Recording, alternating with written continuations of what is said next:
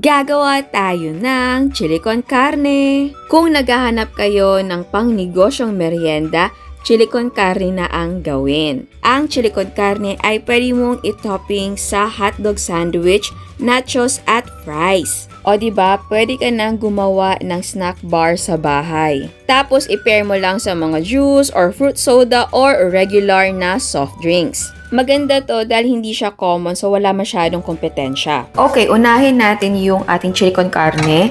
So meron tayo ditong ground beef. So hindi tayo naglagay ng mantika dahil habang binabrown natin yung meat, yung kanyang oil ay lalabas. Okay, yung ating ground beef ay hindi siya mataba kaya walang oil. So ang gagawin natin ay maglalagay tayo ng mantika. Maglalagay tayo dahil magigisa tayo ng sibuyas. Ayan. Ayan. So, magisa na tayo ng ating sibuyas. Ayan. Next ay maglalagay ako ng tomato paste. Lutuin na muna natin yan. Gagamit ako ng chili con carne na seasoning mix para hindi na tayo mahirapan sa mga spices. So, meron tayong water. Dissolve natin siya dyan. Mix natin yan. Mix muna natin to. Tapos ay ibuhos natin to. Alright. Tapos, maglagay tayo ng tomato sauce.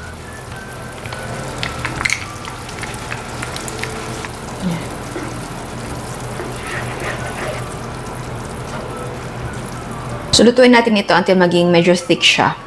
Okay, ito ay optional. Maglagay tayo ng beef broth cube. Pwedeng kalahati kung ayaw niyo ng buo. So, sa pagluluto nito, pwede niyo yung tikman para malaman niyo kung ano pang gusto niyo ilagay. Para sa akin, okay na siya. Simple lang. Hindi komplikado yung lasa. Okay, sa gusto maglagay ng kidney beans, yung red na beans, mag-boil na muna kayo ng beans, tsaka nyo ilagay dito. Yan. Ako hindi na ako maglalagay nun. Yan, so medyo nag-thick na siya. Okay na to. Okay, ngayon naman ay magluluto tayo ng hotdog. Yan. So, ang gamit kong hotdog ay eto siya. Pwede naman kahit anong brand. Yung pagluto natin ng hotdog, para hindi siya kumulubot, lagyan natin ng water. Yan. So, lulutuin natin ito until mag-evaporate yung tubig natin. Ayan. So, wala na siyang tubig. So, ngayon, maglagay tayo ng konting mantika. Tapos, prituhin natin to for 2 minutes.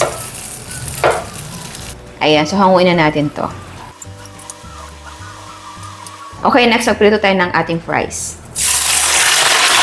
Ngayon naman ay itusta natin ang hotdog bun. So, sa gitna tayo maghahati.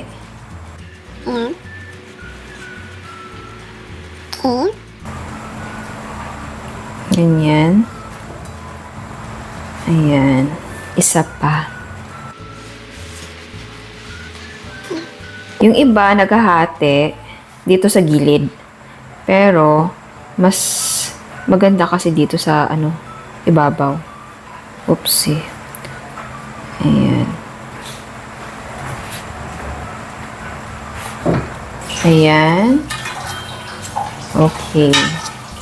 So, yung ilalim, i-brown din natin. Konti lang. Ayan. So, ganyan lang. Pwede na yan. Okay, eto ay optional. Gawa tayo ng extrang palaman. Meron tayong ketchup. Ayan. Tapos, all-purpose dressing or mayo. Pwedeng gumamit ng mayo. Mayonnaise. Mayonnaise din to. All-purpose dressing lang. Lighter. Ayan. Tapos, i-mix natin to. Okay, mag-assemble na tayo. Kung dine-in, pwede mo siyang ilagay sa ganitong container. or kung anong available sa inyo, pwede ding meal box na malaki. Meron tayong printed na parchment paper. Tapos, lagyan natin ng fries. So, depende na yan sa ano nyo ha, sa pag-assemble nyo. Pwede wala namang fries. Tapos, yung ating hotdog bun. Sa additional na palaman, maglagay tayo ng ating mayo ketchup. Pwede maglagay ng mustard. Pero medyo matapang kasi yung mustard. So, optional lang to. Maglagay tayo ng konti. Ayan, konti lang. Spread natin. Kasi yung iba ayaw ng mustard eh. And then, next yung ating hotdog.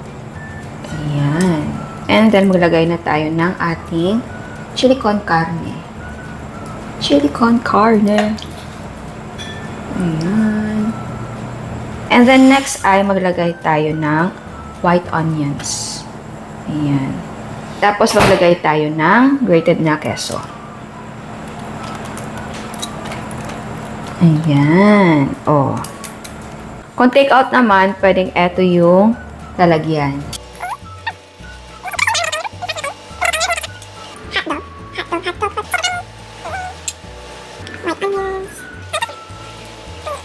Tapos, takpan natin. Ito yung takip niya. Di ba ang ganda?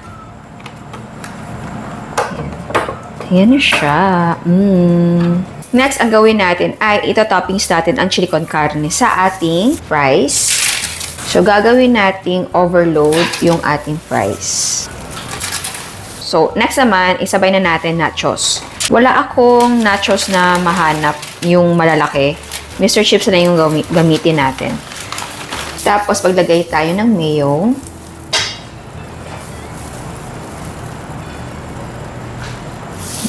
Ketchup. Kung gusto niyo maglagay ng chili sauce, pwede naman. Next ay cheese sauce. Ito yung cheese whiz. Ayan. Tapos, mag-toppings tayo ng ating chili con carne. Tapos, maglagay tayo ng white onions, kamatis, and pipino. Tapos, additional tayo ng mayo, ayan, ketchup, cheese sauce, and mag-grate pa tayo ng keso.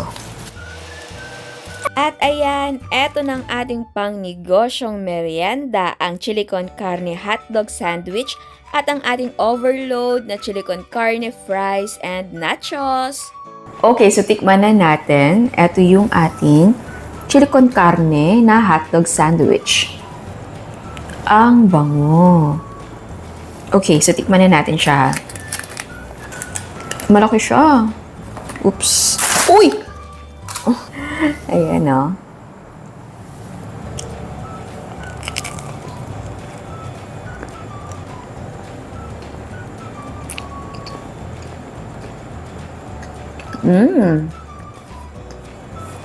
Isa pa.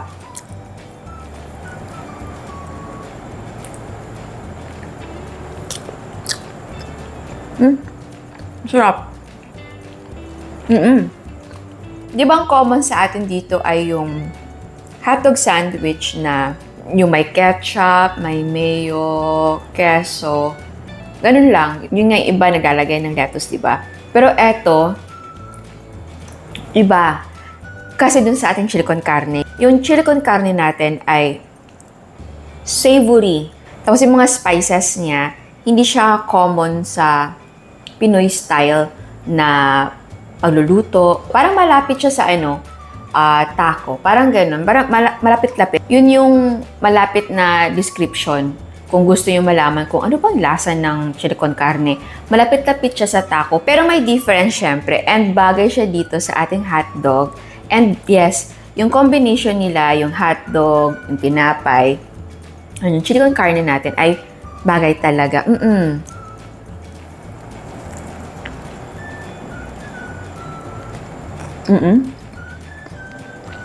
Mahilig pa naman ako sa mga ganito, kaya nagustuhan ko siya. And nga pala, medyo spicy si chili con carne. Hindi naman super spicy, yung parang hindi ka lang mauumay. So, kung gusto nyo na dagdagan pa, maglagay kayo ng chili sauce.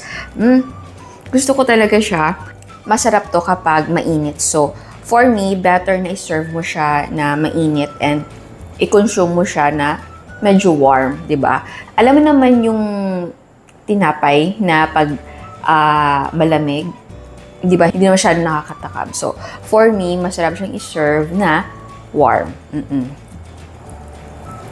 And sa hotdog, yes, mas maganda na gumamit ka ng masarap na hotdog. Ang gamit natin ay New Yorker, yung sa Virginia. Kung gusto nyo, meron din silang may cheese na hotdog. So, pwedeng yun din. So, tikman naman natin etong ating nachos na Mr. Chips. Okay. Ito lang yung nahanap na nachos sa grocery. Naubusan sila. Yan, no? Not bad. Sarap.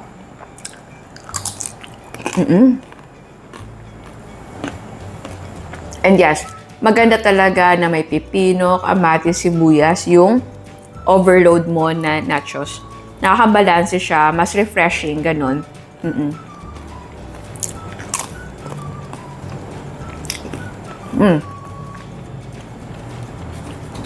Next naman, yung ating fries. Bagay din. Okay, naisipan ko na gumawa nito dahil sa store ng mom ko, nagsiserve siya ng mga snacks.